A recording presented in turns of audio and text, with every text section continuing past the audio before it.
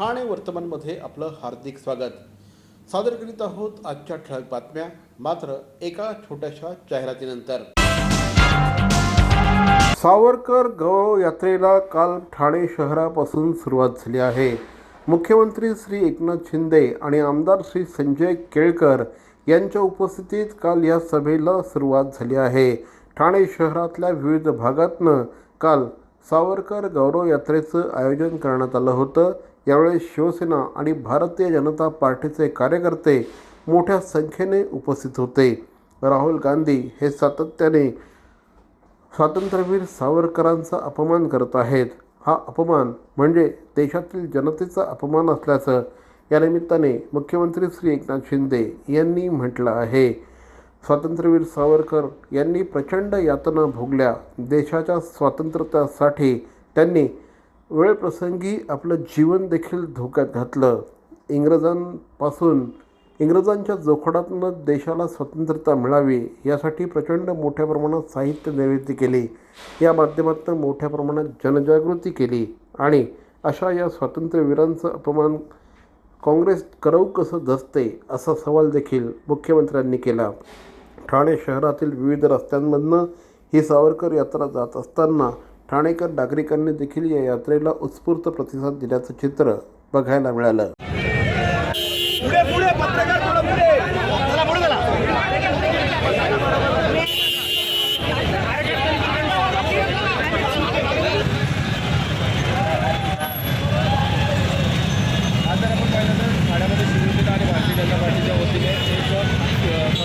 काही दिवसामध्ये पाहायला मिळत आहेत. नुकताच मुख्यमंत्री या ठिकाणी दाखल झाले आणि आता या सावरकर सन्मान यात्रेला आणि शहरामध्ये सुरुवात होणार आहे.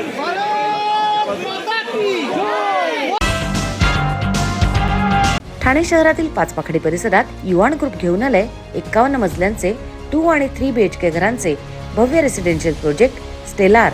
Swimming pool, jogging track, gym play area आणि मंदिरही. लॉन्चिंग पासूनच ग्राहकांच्या पसंतीस उतरलेल्या स्टेलारला अवश्य भेट द्या. कॉल करा या नंबरवर. आपल्या पाल्याचा सर्वांगीण विकास घडवायचा आहे. जागतिक स्पर्धेत आपल्या पाल्याला अग्रेसर ठेवायचं आहे.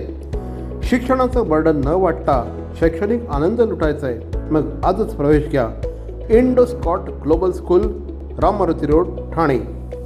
इथे घडवला जाईल आपल्या मुलांचा सर्वांगीण विकास. इथे घडवले जातील समर्थ भारताचे सुजाण नागरिक. Indo Scot school, Ram Maruti road, Thane. Call 022-2542-5555 आणि 9867507555. Indo Scots global school.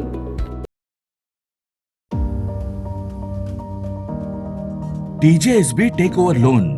अधिक बचतीसाठी आजच तुमचे घर कर्ज, घर तारण कर्ज, शैक्षणिक कर्ज, व्यावसायिक कर्ज ट्रान्सफर करा आणि मिळवा आकर्षक व्याजदर, 0 प्रक्रिया, मूल्यांकन व इतर शुल्क. तसेच नवीन किंवा अतिरिक्त गॅरंटरची आवश्यकता नाही.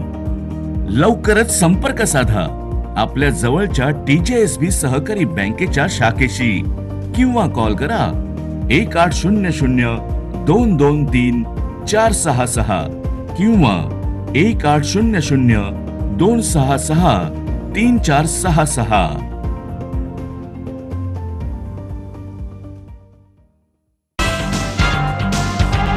मुख्यमंत्री श्री एकनाथ शिंदे हे त्यांच्या सहकाऱ्यांसह आगामी 9 एप्रिल रोजी रामलल्लाच्या दर्शनासाठी अयोध्येला जाणार आहेत.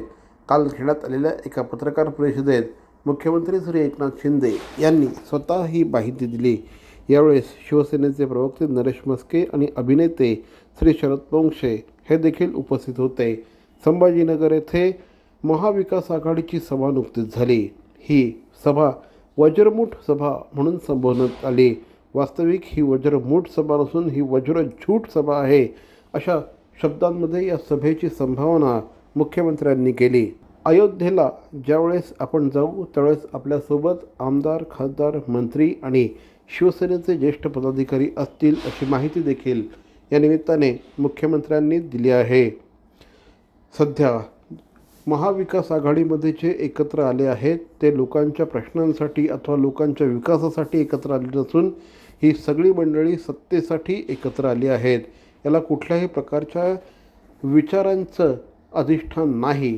त्यामुळे ही महाविकास आघाडी जनता स्वीकारणार नाही असा विश्वास देखील मुख्यमंत्र्यांनी व्यक्त केला आहे. सादर करीत आहोत मुख्यमंत्री एकनाथ शिंदे यांची ही पत्रकार परिषद जशीच्या तशी. त्यांचे विचार पुढे घेऊन जात असताना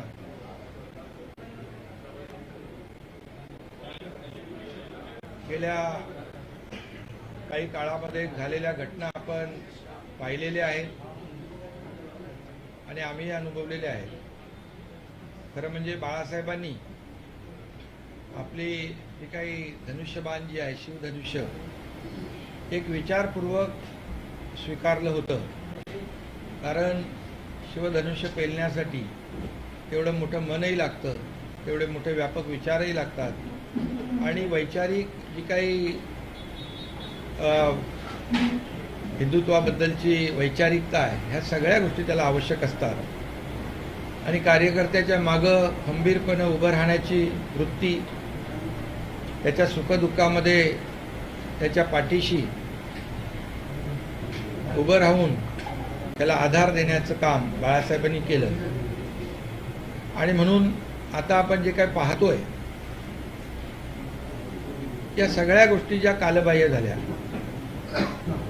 आणि स्वतःपुरताच विचार, स्वतःच्या परिवारापुरता विचार, मी आणि माझा परिवार आणि कार्यकर्त्यांनी तुम्ही तुमचं पाहून घ्या, अशा प्रकारच्या विचारांनी जी काही मंडळी काम करत आहे आणि खऱ्या अर्थाने त्यामुळेच हे जे काही बाळासाहेबांचं शिवधनुष्य आहे हे पेलण्याची त्याला ताकदही लागते, क्षमताही लागते आणि तशा प्रकारचे विचारही लागतात.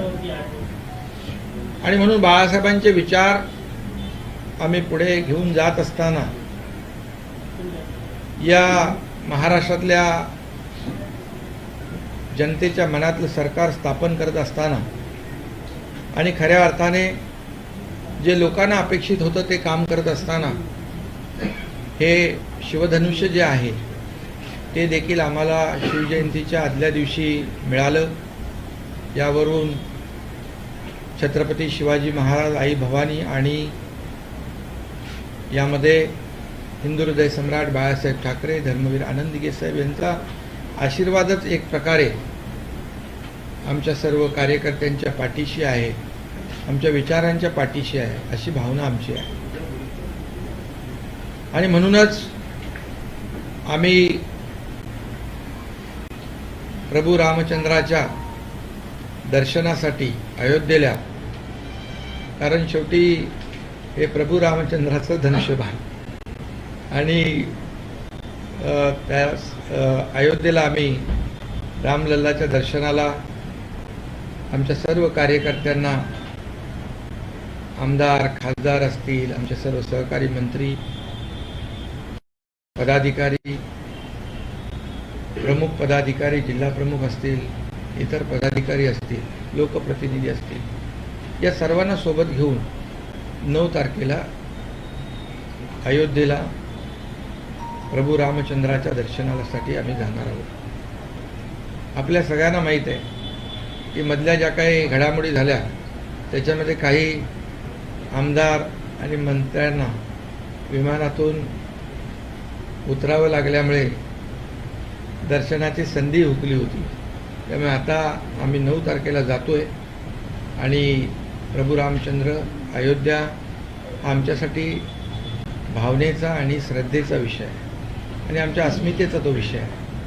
आणि आम्ही कधी प्रभू रामचंद्राच्या अयोध्येच्या विषयाकडे राजकारण म्हणून पाहिलं नाही, कधी पाहणारही नाही. दुसऱ्यांचं मी काय बोलू इच्छित नाही, परंतु 9 तारखेला आम्ही अयोध्येत जातोय, प्रभू रामचंद्रांचं, रामलल्लाचं दर्शन घेतोय. त्याचबरोबर त्या ठिकाणी शरवी नदीवर आरती आम्ही करणार आहोत आणि जे बाळासाहेबांचं देखील स्वप्न होतं भव्य असं अयोध्येमध्ये राम मंदिर उभारलं गेलं पाहिजे, ही तमाम राम भक्तांची, देशवासियांची इच्छा, स्वप्न होतं. ते देशाचे आदरणीय प्रधानमंत्री मोदी साहेब ते स्वप्न देखील पूर्ण करतायत. राम मंदिराचं काम मोठ्या जोरात सुरू आहे. तिथे देखील आम्ही भेट देणार आहोत आणि आम्ही यामध्ये आपल्या महाराष्ट्राचा खारीचा वाटा म्हणून सागाची लाकडं जी लागतात ती देखील या ठिकाणाहून पाठवण्याची व्यवस्था करून एक खारीचा वाटा त्याच्यामध्ये उचलण्याचं काम केलं आहे. मला आठवतं आहे जेव्हा कार सेवा सुरू होती तेव्हा धर्मवीर आनंद दिघे साहेबांनी चांदीची वीट देखील कार सेवेत पाठवली होती. त्यामुळे अयोध्या आणि आमचं जे काही नातं आहे ते गेल्या अनेक वर्षाचं आहे. अनेक वर्षापासून एक श्रद्धा, अस्मिता आणि जो काही प्रभू रामचंद्र आणि अयोध्याच्याबद्दल जी जिव्हाळ्याचं नातं आहे हे पूर्वीपासून आहे. आणि म्हणून आपल्याला या ठिकाणी सांगू इच्छितो की येत्या 9 तारखेला आम्ही सर्वजण अयोध्येत जाऊन ह्या प्रभू रामचंद्रांचं दर्शन घेऊ, शरयू नदीवर आरती करू, राम मंदिर जिथे सुरू आहे तिथेही आम्ही भेट देऊ आणि हा असा आमचा 9 तारखेचा कार्यक्रम आहे. सर, आज सावरकर गौरव यात्रा काढण्यात आणि मात्र विरोधकांकडून टीका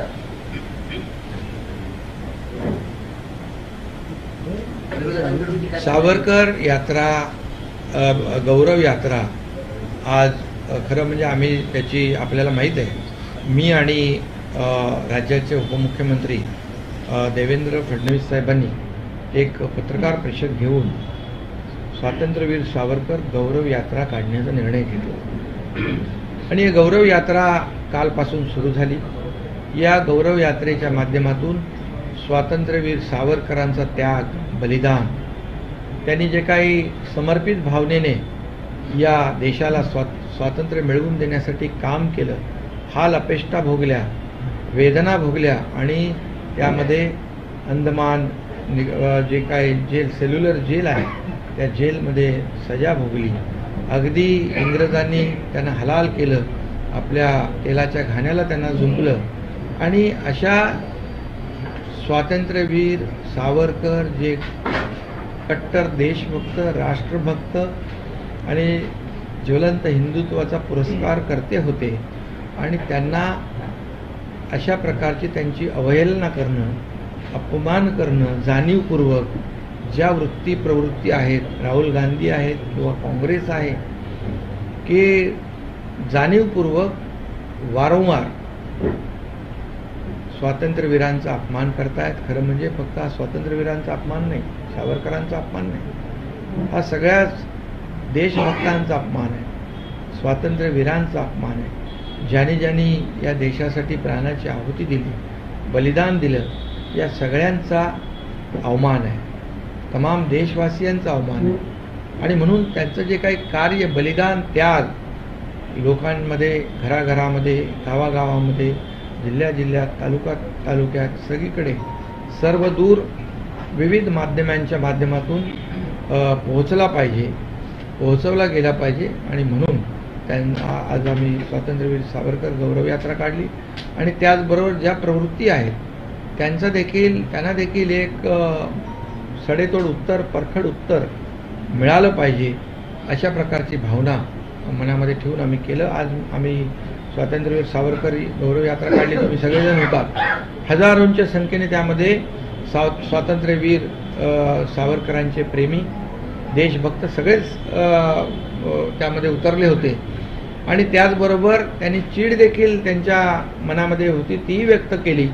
आणि आज आपण पाहतोय की स्वातंत्र्यवीर सावरकरांचा अपमान मणिशंकर अय्यरनी केला तेव्हा खुद्द हिंदू हृदय सम्राट बाळासाहेब ठाकरे यांनी जोडे मारव आंदोलन केलं होतं, स्वतः जोडा हातात घेतला होता. आणि त्याप्रमाणे जे त्यांचे कुटुंबीय चिरंजीव आज आपण पाहतोय की स्वातंत्र्यवीर सावरकरांचा अपमान करणाऱ्यांच्या गळाभेटा घेत आहेत, त्यांच्या मांडीला मांडी लावून बसत आहेत. हे दृश्य जे आहे हे वेदना देणारं आहे आणि हे महाराष्ट्राचं देखील दुर्दैव आहे.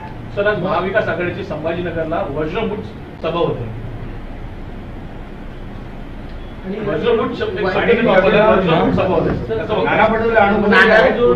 नाना पटोले या सभेला तब्येतीचं कारण दिलंय. काय वाटतं सुरुवात पहिल्याच सभेला अशा प्रकारचं वज्रमूठ शब्द खास वापर. वज्रमुठ वज्रमुठ म्हणजे जे चांगले लोक एकत्र येतात त्यांची वज्रमुठ आहे, तर वज्र झूट आहे. तर म्हणजे सगळे खोटी लोक, खोटारडी लोक, सत्तेला हपापलेले लोक एकत्र आलेले आहेत. आणि खरं म्हणजे सभा घेण्याचा अधिकार सगळ्यांना आहे,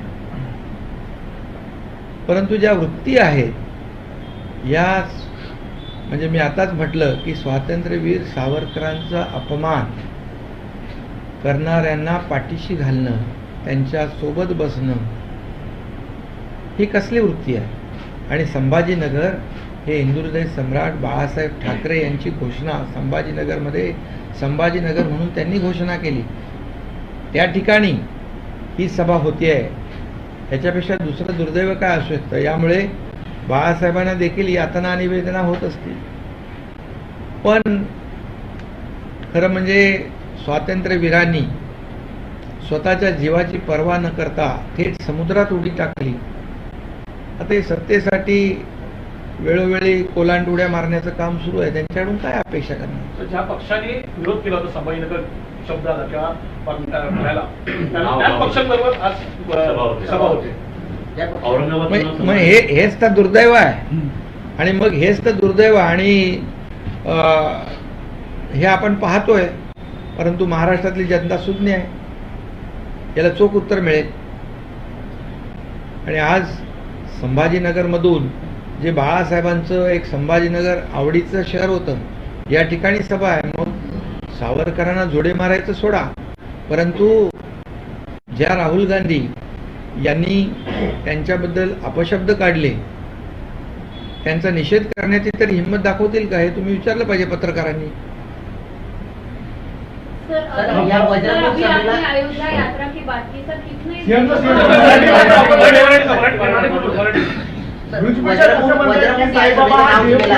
पण काँग्रेसचे जे नेते आहेत नाना पटोले हे अनुपस्थित राहिले. सावरकरांच्या मुद्द्यावरून आता आघाडीत बिघाडी दिसायला सुरुवात झाली. हे काय तीन तिघाडा काम बिघाडा आहे. आता याच्यामध्ये फक्त सत्तेसाठी लोक एकत्र आलेले आहेत, विचारांसाठी नाही. आमची जी युती होती ती विचारांची युती, शिवसेना भाजपा युतीची युती ही विचारांची युती होती, जी बाळासाहेबांनी, अटल बिहारी वाजपेयीजींनी, प्रमोद महाजनजी असतील, मुंडेसाहेब असतील, या सगळ्यांनी एका विचाराने ही युती केली होती. आताची युती आपल्याला माहीत आहे. जे लोकांना अपेक्षित होतं 2019 साली की मॅन्डेट होतं लोकांचं, शिवसेना भाजपा युती म्हणून मतदान केलं होतं, परंतु आपण सत्तेसाठी विचार बाजूला ठेवले, बाळासाहेबांच्या विचारांना तिलांजली दिली केवळ खुर्ची आणि सत्तेसाठी. मग ही महाविकास आघाडी जी झालेली आहे ही आपल्याला माहित आहे कशासाठी झाली आहे. त्यांच्याकडून काय अपेक्षा करणार. सीएम साहेब बागेश्वर बाबा म्हणतात की साईबाबा हे देव नाही, ईश्वर नव्हते, ईश्वर नव्हते असं म्हणतात. तुमचे विषय संपले का याचे. सर आजही सभा आहे, आजही तुमच्या टीका होणार आहे. मागच्या सभेत करतील होती, थेट तुम्हाला दगड म्हणून संबोधलं होतं, कसं होतं. दगड ते प्रभू रामचंद्राच्या हाताला त्याला स्पर्श झाला होता म्हणून ते तरंगत होते. मग ठीक आहे, तरंगणारे दगड. पण आता हे जे दगड एकत्र झाले ते पाण्यात टाकले की लगेच बुडूक करून बुडून जातील. हे सगळे दगड एकत्र आलेले आहेत. छोटे दगड, मोठे दगड, त्या दगडांकडून काय अपेक्षा करणार. आता प्रभू रामचंद्राच्या हाताचा स्पर्श झालेले ते दगड केव्हाही चांगले. आपण रामलल्लाच्या दर्शनाला जात आहे. मागच्या काही दिवसांमध्ये आपण रामनवमीला पाहिलं की आपल्या महाराष्ट्रामध्ये मोठ्या प्रमाणात सांप्रदायिक दंगली झाल्या. हे कुठंतरी राजकारणासाठी किंवा राजकीय पोळी बांधण्यासाठी हे षडयंत्र रचलं जातं असं बोललं जातं. मुख्यमंत्री म्हणून आपण काय पावलं होतं कशाबद्दल. हे सांप्रदायिक जे दंगली करतायत नाही, यामध्ये महाराष्ट्रामध्ये आता सगळे सण आपण एकत्र साजरे करतो आणि हे सण उत्सव ही आपली परंपरा, ही संस्कृती आहे. आणि महाराष्ट्र एक असं राज्य आहे की या ठिकाणी सर्व समाज एकत्र येऊन गुण्यागोविंदाने आपापले सण, आपले उत्सव साजरे करत असतात. परंतु या मतांच्या राजकारणासाठी काही लोक जाणीवपूर्वक या ठिकाणी अशा प्रकारची प्रयत्न करत असतील तर नक्की त्याला ते हाणून पाडले जातील. या राज्यातली कायदा सुव्यवस्था अबाधित राखण्यासाठी जे जे काही करावं लागेल ते नक्की केलं जाईल. आणि यामध्ये जे लोक काही अफवा पसरवत आहेत गृह विभाग त्याच्यावर सगळ्यांवर लक्ष ठेवून आहे. कायदा सुव्यवस्था राखण्याची जबाबदारी सरकारची आहे आणि सर्व समाज सर्व धर्मीय गुण्यागोविंदाने या राज्यामध्ये राहत आहेत.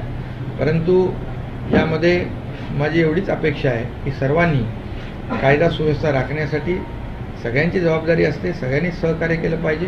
कुठे याला गालबोट लागता कामा नये अशा प्रकारची खबरदारी सगळ्यांनी घेतली पाहिजे. सर अभी आपने अयोध्या यात्रा की बात सावरकरांना दाढी आवडत होती असं संजय राऊतांनी आपल्याला पुन्हा एकदा विचारलं काय सांगता? आपण दाढी सावरकरांना दाढी आवडत नव्हती त्यामुळे आता मुख्यमंत्री दाढी काढणार का असं संजय राऊतांनी म्हटलं. आता हे सगळ्यात सावरकरांचा इतिहास, सावरकरांना दाढी आवडत होती, मिशी आवडत होती का कल्ले आवडत होते असं कुठेही लिहिलेलं नाही आहे.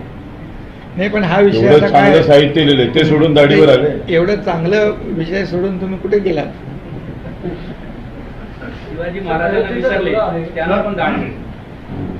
शिवाजी महाराजांना विसरले त्यांना पण दाढी. छत्रपती शिवाजी महाराजांना पण दाढी होती, बाळासाहेबांनी होती, हे विसरले सगळे.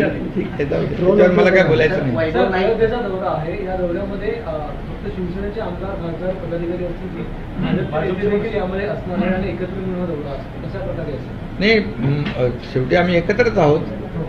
आता जे आमचं अगोदरचं ठरलं होतं आणि दर्शनही काही लोकांचं हुकलं होतं आणि धनुष्यबाण मिळाल्यानंतरही जायचं होतं. नक्की आम्ही एकत्रही जाऊ शकतो. एक तुम्ही मगाशी देखील म्हणताना असं म्हणाल की काही लोकांना विमानात बसून नंतर अचानक उतरावं लागलं, नेमकं काय आपल्याला म्हणाला तो किस्सा नेमका काय? ते किस्से खूप जास्ती आहेत. म्हणजे एक शॉर्ट कुठला किस्सा सांगायचा? राज ठाकरेंचा एक दौरा असाच नाही, यामध्ये आपल्या सगळ्यांना माहीत आहे. मी त्याच्यामध्ये जाऊ इच्छित नाही. अनेक घटना घडल्या, त्याच्यातली एक घटना आहे. परंतु ते जे काही त्यांचं दर्शन हुकलं होतं ते सगळ्यांचं दर्शन यावेळेस होईल. सर, उरलेले जे काही आमदार आहेत ते पण यावेळी तुमच्या विमानात असतील अयोध्येच्या दौऱ्यासाठी? आता ही आपली पत्रकार परिषद आपल्या अयोध्येसाठी आहे. बाकी नंतर साहेब राज्य में साहब राज्य में कोरोना पैर पसार रहा है. मुंबई महाराष्ट्र की संख्या भी बढ़ रही है. विदेशों से आने वाले यात्रियों में भी कोरोना की पहचान हुई है. उसको लेकर सरकार बिल्कुल, मैंने खुद इसके लिए बैठक ली हुई थी और जो हमारी टीम है आरोग्य विभाग की उस पर काम कर रही है. और जो अभी कोरोना है वो माइल्ड है और उसमें सीवियरिटी नहीं है, ये अच्छी बात है. लेकिन जिससे कोरोना कंट्रोल के लिए जो भी आवश्यक बातें हैं उसके ऊपर सरकार काम कर रही है. सर, हिंदी में जानना चाहेंगे आप अयोध्या जा रहे हैं, क्या किस तरह से टूर होगा उसके बारे में थोड़ा बताइए. 9 तारीख को हम लोग अयोध्या जाएंगे, रामलला का दर्शन करेंगे. अयोध्या हमारे लिए एक श्रद्धा और अस्मिता का विषय है, भावना का विषय, राजनीति का मुद्दा हमारे लिए नहीं है. और हम लोग पहले भी अयोध्या गए हैं और इस 9 तारीख को जाएंगे, रामलला का दर्शन करेंगे, शरयू पे आरती करेंगे. और जो आदरणीय हमारे हिंदू हृदय सम्राट बाला साहेब ठाकरे जी का भी सपना था, तमाम देशवासियों का सपना था कि अयोध्या में भव्य दिव्य राम मंदिर बने. उसका काम भी आदरणीय प्रधानमंत्री मोदी जी के नेतृत्व में चल रहा है. वहीं पर भी जाएंगे और ये हमारी यात्रा 9 तारीख को होगी. सर, योगी आदित्यनाथ भी आपके साथ रहेंगे और बाकी जो बीजेपी के एमएलए हैं यहाँ पे वो भी साथ रहेंगे, किस तरह से रहेगा एक अगर आप डिटेल में बता पाए? नहीं, अभी तो यही यात्रा जो है, जो पहले भी हमारी यात्रा हमने की थी, कई लोगों को दर्शन से वंचित होना पड़ा, उनको साथ लेके जा रहे हैं. धनुष्यबाण मिलने के बाद ये पहली यात्रा है और योगी जी भी उनको भी मिलेंगे हम. और हमारी शिवसेना भाजपा की यहाँ पर युति है, हम साथ में ही हैं. जैसा कि आपने अभी कहा कि धनुष्यबाण मिलने के बाद ये पहली अयोध्या यात्रा होगी सर, तो रामलला भगवान से क्या कुछ प्रार्थना करना चाहेंगे और कितने दिनों का दौरा होगा? नहीं, उन्हीं के आशीर्वाद से तो धनुष्यबाण मिला है। अभी हिंदू हृदय सम्राट बाला साहेब ठाकरे जी के विचार को हम लोग आगे ले जा रहे हैं और उनका व्यापक विचार था, लोगों को साथ लेके जाना, कार्यकर्ताओं के पीछे ताकत से खड़ा रहना। खुद के लिए कभी नहीं सोचते थे, सिर्फ परिवार के बारे में नहीं, पूरे कार्यकर्ता और महाराष्ट्र के बारे में सोचते थे। और इसलिए धनुष्यबाण जो देने का काम हुआ है, ये इसलिए हम लोग वहाँ जा रहे हैं। सर, रामनवमी के वक्त जिस तरह से कुछ जो डिस्ट्रिक्ट है वहाँ पे क्लैशेस हुए हैं, उसको लेके लगातार अपोजिशन कह रही है कि पॉलिटिकल एजेंडा के तहत ये क्लैशेस हुए हैं। सरकार किस तरह से सख्ती से निपट रही है? सरकार की पूरी तरह ध्यान है सबके ऊपर। मैं खुद डीजी और पुलिस कमिश्नर से मेरी बातचीत लगातार हो रही थी और वहाँ की जो घटना है उससे अभी पूरी तरह नियंत्रण में है। कानून व्यवस्था बनाए रखने का काम बिल्कुल सरकार का है, लेकिन कानून व्यवस्था बिगाड़ने की कोशिश कोई करे तो उसको बख्शा नहीं जाएगा। और सभी लोगों का, ये महाराष्ट्र में सभी भाईचारे से काम करते हैं, भाईचारे से अपने त्यौहार मनाते हैं और ऐसे ही जो माहौल है और कानून व्यवस्था बनाए रखने के लिए सभी लोगों ने सहयोग करने की आवश्यकता है, ऐसी भी मेरी अपील है। आनंद देखिए, पहले चांदी की ईंट वहाँ भेजा था, अब सागवान की लकड़ी महाराष्ट्र से जा रही, जहाँ पर राम मंदिर के दरवाजे और कबाड़ बनेंगे, उसको लेकर क्या है? ये तो मैंने अभी बताया है कि जब भी कार सेवा हो रही थी, जैसे राम मंदिर और हमारा पुराना रिश्ता है, एक भावनिक रिश्ता है। दिगे साहब ने भी उस वक्त चांदी की ईंट भेजी थी कार सेवा में, और हमारे अभी सुधीर मुनगंटीवार जो वन मंत्री हैं, हमारी सरकार की ओर से ये वहाँ जितने साग के लकड़े की आवश्यकता है वो यहाँ से जा रहे हैं। ये एक छोटा सा हमारा प्रयत्न है, छोटी सी कोशिश है और निश्चित रूप से सभी लोगों का योगदान भव्य दिव्य ऐसे राम मंदिर में होना चाहिए। ये छोटी कोशिश है, इसका समाधान भी हमें है। सर, राम भगवान से क्या कुछ प्रार्थना करना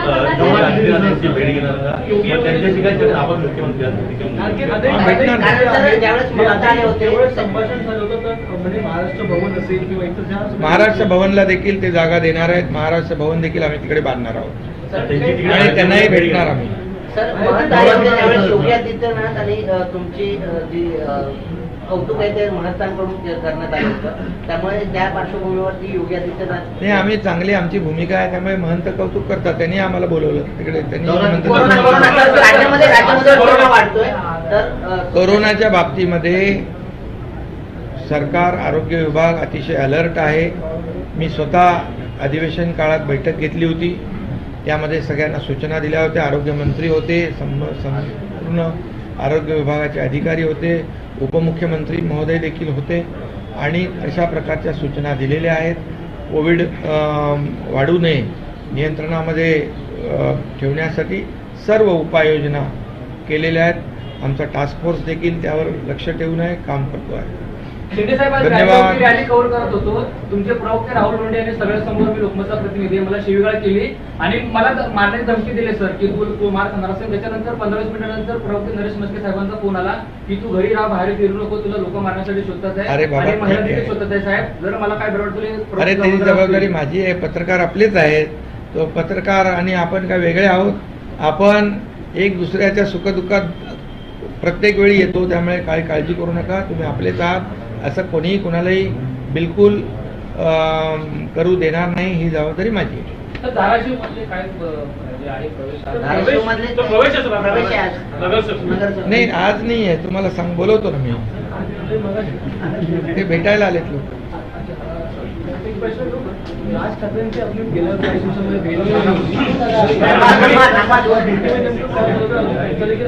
मुकला होता, तर त्यांना इन्व्हिटेशन आहे का?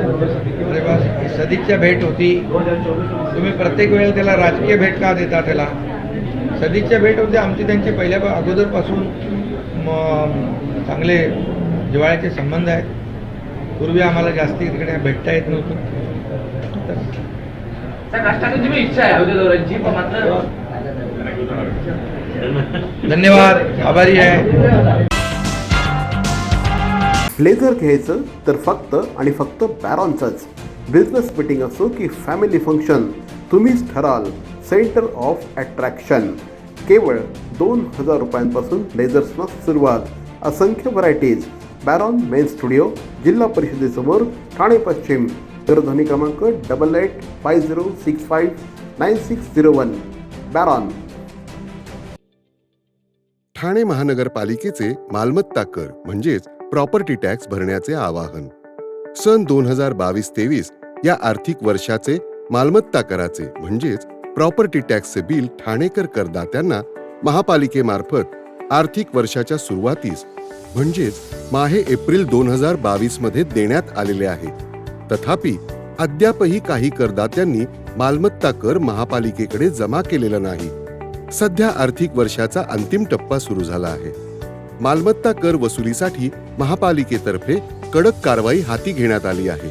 या अंतर्गत जंगम मालमत्ता, टीव्ही, फ्रीज, वाहन व इतर जप्त करणे तसेच स्थावर मालमत्ता वॉरंट बजावून जप्त करण्यात येत असून मालमत्तेचा जाहीर विक्रीद्वारे लिलाव करून कराची रक्कम वसूल करण्यात येत आहे. मालमत्तेस पाणी पुरवठा करण्यात येणारे नळ संयोजन खंडित करण्यात येत आहेत. त्याचप्रमाणे थकीत मालमत्ता करावर 2% व्याज आकारले जात असल्याने भरावयाची रक्कम वाढत आहे. आपला मालमत्ता कर propertytax.thanecity.gov.in या लिंकद्वारे तसंच गुगल पे, फोन पे, पेटीएम याद्वारे ऑनलाईन पद्धतीने करण्याची सुविधा उपलब्ध करून दिली आहे. शनिवार, रविवार व सार्वजनिक सुट्टीच्या दिवशी नागरिकांना मालमत्ता कर भरणे सोयीचे व्हावे याकरता महापालिकेचे मालमत्ता कर संलग्न कार्यालय या दिवशी कार्यान्वित ठेवण्यात आलेले आहे. तरी मालमत्ता कर वसुलीची अप्रिय कारवाई टाळण्याच्या दृष्टिकोनातून मालमत्ता कर भरून महापालिकेस सहकार्य करावे. धन्यवाद. तर मंडळी, या होत्या आजच्या ठळक बातम्या. ठाणे वर्तमानमधून आम्ही ठाण्याच्या राजकीय, सामाजिक आणि सांस्कृतिक घडामोडींचं वर्तमान चित्र दाखवायचा प्रयत्न करतोय. अर्थातच आपल्या सहकार्याची गरज आहे, तेव्हा आपल्या सूचना आणि समस्या आम्हाला जरूर कळवा. आमचा पत्ता ठाणे वर्तमान, Dadoji Konde stadium, shop number 16, cotton road, Thane पश्चिम. दूरध्वनी क्रमांक 9820939420. तर मग पुन्हा भेटू उद्या याच वेळी याच ठिकाणी ठाणे वर्तमानमध्ये. तोपर्यंत धन्यवाद. जय हिंद, जय महाराष्ट्र.